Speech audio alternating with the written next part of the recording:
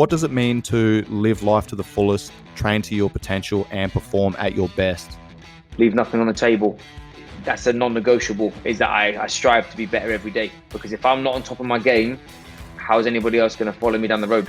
Keep demanding more of yourself to live up to that potential and to stay hungry. Training is progress. You know, when I look at the word training, I think of steps, baby steps to get somewhere that you want to be. And that is basically your life journey. It's a mindset in itself, man. It's like, it's not just about, I know that for you, a lot of that's about the physical, but we're constantly in training, whether it's growing our skill sets, whether it's growing our physical bodies, whether it's growing our relationships, whatever. And all of that's a training ground. And that kind of goes back to the mindset that we just talked about. You underestimate yourself and you don't even start.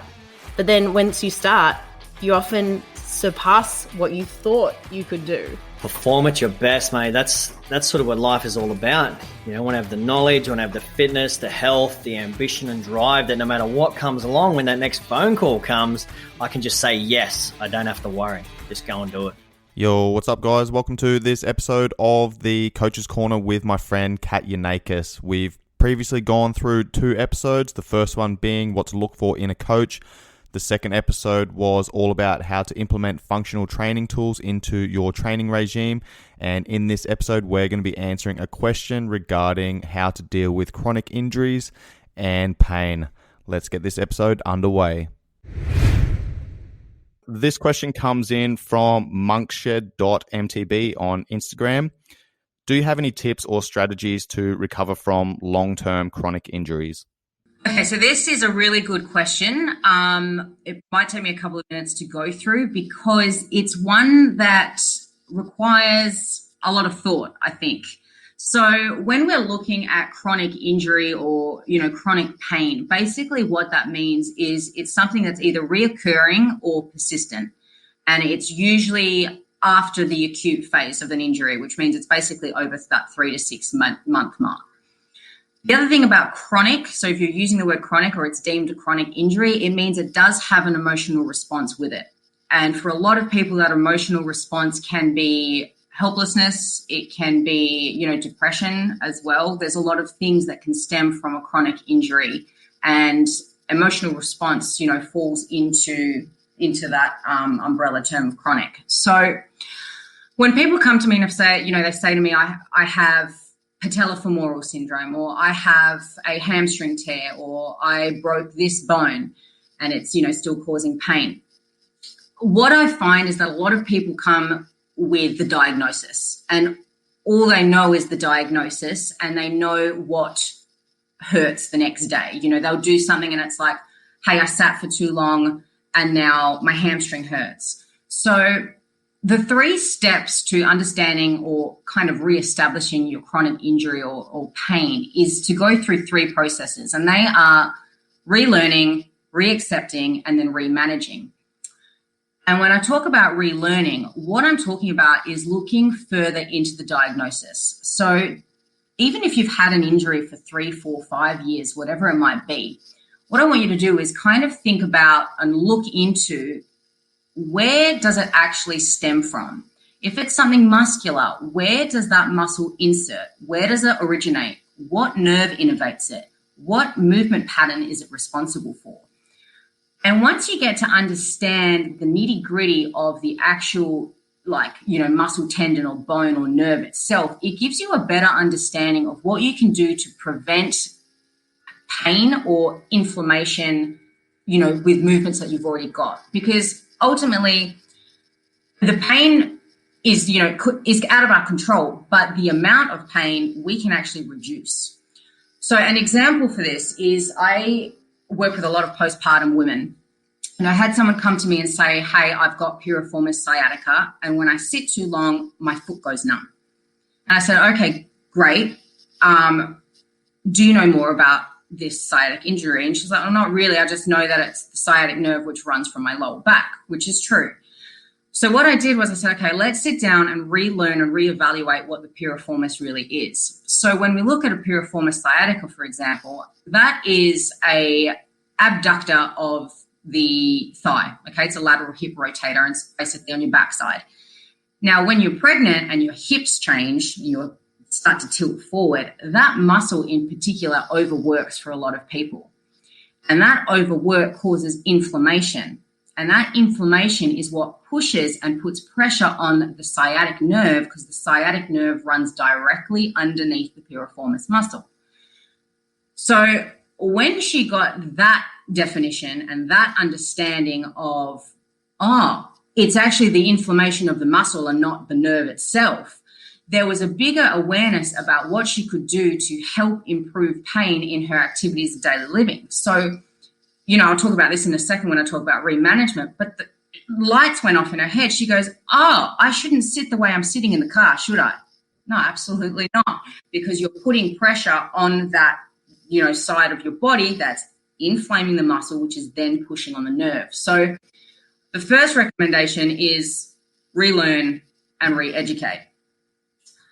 When we move away from that, the next step is re-accepting. And when I'm talking about re-accepting, I'm talking about understanding that, there is going to be an emotional response to the injury, and it's probably something that is going to be ongoing because it sucks. It might mean that you're no longer able to compete in the sport that you've been working out for years. Me, an example. But what you have to do is understand that now means that your journey in fitness is changing and you're going into a different phase. And that phase can actually be relatively exciting because it opens up new doors and new avenues to find different things. Like, as an example, myself, I tore my hamstring 2 years ago and I haven't been able to powerlift ever since. And while that sucks, it really does, if I hadn't have gone through that experience, I wouldn't have said, well, why not try and improve my endurance on something like the rower and try that? So last year I found a rowing club in New York, and it turned out to be the best thing that I did all year, because not only did I make a whole bunch of new friends, but I grew into a community and was able to just enjoy going to rowing classes 2 or 3 times a week. So as much as it does suck, there has to be an acceptance around that it is going to be long term. The third thing is the tips or tricks, as this person has mentioned, and that's the remanagement. And when I look at remanagement, I'm talking about basically overhauling what you're currently doing or improving it. And that comes in 4 buckets. And those buckets are, firstly, ergonomics, nutrition, hydration, and mobility. And none of them in any particular order or anything like that. But if you have a better understanding, like, going back to your relearning of the injury itself, and then start to look at ergonomics in your daily life, you can make a significant difference in reducing pain and inflammation. And, that can come down to what seat you're sitting at your desk, where or how high your desk is in relation to your elbows, where your neck is positioned when you're looking at the phone or the computer. Are you standing all day? Do you need a standing mat? There's all these little things that you can start to consider if you know the injury better. So ergonomics is something that's quite often missed and is something that is incredibly, incredibly important. To the point where, I know people, and this is part of being an OT, but, to the point where I'll say change your doorknobs, because that's affecting how your hand function is, and we need to change that. We need to change your grip. So we have to change your doorknob, and it's going to reduce the pain in your fingers if you've got arthritis. So there's all these things around ergonomics. The second one is hydration, which I know sounds really simple, but the musculoskeletal system is dependent on hydration. The fluidity in our joints and in our muscles is dependent on water. And if you're someone that is like, hey, my knee hurts after I hike, well, why not we try and reduce that pain by making sure you're smashing water all day and keeping yourself hydrated. So hydration is something that is really overlooked and is truly one of the most simple ways to help reduce pain and inflammation. The third one is nutrition, and this is one that could be a whole separate podcast. But when we're looking at nutrition, what you want to consider is how can you reduce the pain today rather than tomorrow. So, for example, if you know you're going to do a massive training session, or if you're going for a hike and you know it's going to flare up your injury, what can you do today to help prevent that? And one of the things you can do is focus and hone in on your nutrition. And that means looking at foods and increasing the amount of foods that are anti-inflammatory, have high potassium levels for better recovery, or have really good amount of omegas to help, again, increase the fluidity within the joints.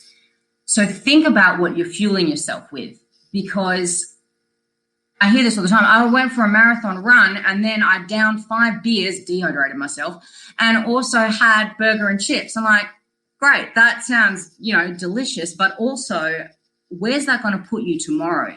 Think about what you could do today to help improve, your inflammation the next day. So some pretty simple tips that I tell people is, if you know you're going to have a session that's massive and it's probably going to flare yourself up, add in some pomegranate juice to your day. It's incredibly high in potassium, which means that you're going to get a better recovery rate, and it's also really good for hydration. And look at increasing your anti-inflams. Add in some turmeric, a couple of days before your training sessions, or the day of your hike, the day after your hike. Try and bring these things down. And then the fourth one, which you've sort of touched on already, is mobility. If you have an injury and you're leaving the upstream or downstream muscle or bone that's around it, all you're doing is you're potentially creating further injury for yourself or making it worse. So again, as an example with my hamstring, I work downstream by releasing my calf, and I work upstream by releasing my lower back, because everything's connected, and I want to minimize, the risk of getting injury somewhere else. So consider mobility as well as a way of, managing your pain or your chronic injury. So many good points there. So many good points. Where do I want to go back to? Let's discuss because so many people have this where they don't really understand sciatica, and how many people are like, oh yeah, I get this pain going into my leg or my back, or I get some numbness or whatever, and they don't realize that, as you said, the piriformis, if it does get inflamed, if it is overworked, then it can press on the sciatic nerve and then send those signals. And, the world that we live in, so many people have upper cross syndrome, lower cross syndrome. Again, tying into what you're saying with people working on computers, you spend a lot of time sitting throughout the day, your hip flexors become short and tight, your body starts adapting to that position. Then when you stand up, it tilts your pelvis forward. Now your hamstrings are lengthened, your piriformis is probably having to work hard, could be potentially pressing on the sciatic nerve. And, it's not just pregnant women who get that anterior pelvic tilt. People that spend a lot of time sitting throughout the day might get it as well. And we have so many nerves up around our neck at the base of our skull. And, Kat mentioned before, simply changing how you look at your phone. That's a big one. How many people lay in bed and their head is jammed forward? A simple thing that you can do is just take your 3 pillows away and lay your head flat on your back, flat on your bed. So many people struggle to do that, but it makes a massive difference. Let's talk about acute pain versus chronic pain as well. I think that's an important thing to bring to the table. Acute pain is a blunt force trauma, an injury where you land on your knee, or something pops whilst you're doing a certain exercise, you're sprinting or something like that. Something pulls, something tweaks. Okay, that is an acute injury. It's something that happens right there and then. A chronic injury is something that happens long term. And, I'm sure you're the same, Kat, where you've had people that say, my elbow hurts. My elbow started hurting a couple of years ago. It would only hurt when I did certain exercises. And then I just trained through it. I kept bench pressing. I kept doing whatever. And then after a certain period of time, like my shoulder started hurting as well. It started locking up. And then, it was only hurting when I was doing certain exercises, but then it started hurting all the time. And now I can't do any upper body movements, and I can't do any bench pressing or whatever because it's always hurting.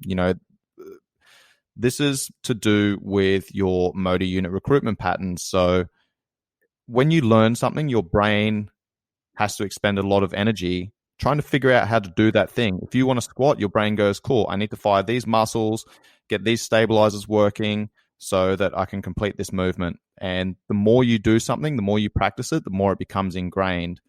And if you're not paying attention to your movement and you're practicing poor movement from the start, then your brain, it just goes, I need to do a squat. So it just starts firing that blueprint that you've created and you've reinforced over and over again.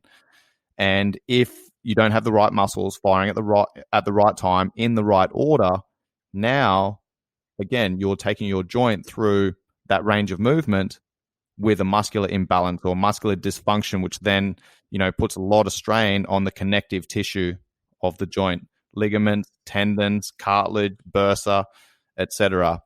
So, if you have, when it comes to pain, like if you have like a little flare up in the elbow or the knee or something like that, and it doesn't happen all the time, like just when you do certain exercise, that's your body talking to you.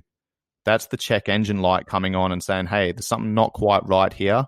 You should probably address this, right? So if you've already got a chronic injury, it's hard. You've got to relearn how to do certain things. You've got to address the muscles that aren't firing properly, that are allowing your joint to be pulled into a poor position. And I mean, it's difficult to self-assess. And for the most part, like doctors aren't going to have a look at your movement and say, oh, well, your hip's fucked because, you've been moving this way your whole life. You've got muscular imbalances here, which is now jamming the head of the femur into the side of the acetabulum. So every time you squat and deadlift, walk, lunge, whatever, that's causing pain. It's grinding away. It's putting a lot of pressure on the soft tissue of the joint. So yeah, very complex topic. But this is where working with a good coach comes into play. If you get a good coach, they're going to do a movement assessment. They're going to have a look at any dysfunctions you have, and they're going to start addressing that within a training session. Cool. Anything else? Yep, that's it. I think touched on as many, tips and tricks as you can without going into a full podcast on it, because it's definitely it's definitely a big topic. Oh, I know. It's and all of these are like massive topics. We could definitely talk on all of these subjects in a lot more detail, but we could quite easily get bogged down in details, and then we'll start speaking way too cryptic, and people won't understand what we're saying anyway. Yes. And that rounds out this episode of the Coach's Corner with my friend Kat Yiannakis of Macros Muscles Mindset. We have one more episode to drop in the coming days where we're going to be answering a question regarding whether it's beneficial to train in a similar emotional state as to what you'd experience in competition. So stay tuned for that one, guys. As always, any 5-star ratings and reviews are much appreciated. Anyone who does leave me a 5-star rating and review will receive precedence when it comes to answering these questions on the podcast. Much love, guys. Peace.